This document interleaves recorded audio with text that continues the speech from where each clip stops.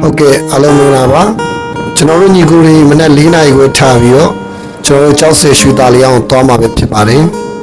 လောလောဆယ်တော့ကျွန်တော်တယောက်တည်းတခွန်တိုင်းနေစထွက်လာလိုက်တာဆိုတော့ပြားပေါက်သူရောက်ရှိလာပြီပဲဖြစ်ပါတယ်ဒီလိုနဲ့ကျွန်တော်တယောက်တည်းနေရနေမှာမြင့်ငယ်တိုးလေးကနေစောင့်မယ်ဆိုပြီးတော့ကျွန်တော်ညီကိုတွေကိုစောင့်ရင်းနဲ့ကျွန်တော်နည်းနည်းလေးဆက်နေလိုက်တာတယောက်တည်း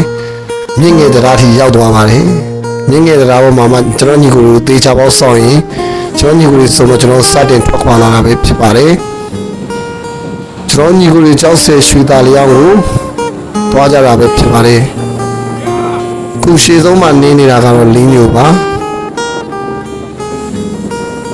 အခုမြင်တွေ့ရတော့အာယောင်းပါတတိယတော့ရှမ်းလေးပါကိုကိုစောဖြစ်ပါတယ်ကိုမြအောင်ပါကျွန်တော်ကတော့ဗီဒီယိုရိုက်တဲ့ကျွန်တော်ပဲပေါ့အခုဆိုရင်မွေးတရားကိုကြော်လို့သွားပါပြီကျွန်တော်ကြောက်ဆဲရွှေသားလေးအောင်နောက်ပုတ်ဒီမှာတင်ပေးပါမယ်ကျွန်တော်သွားတဲ့ခီးလေးမျိုး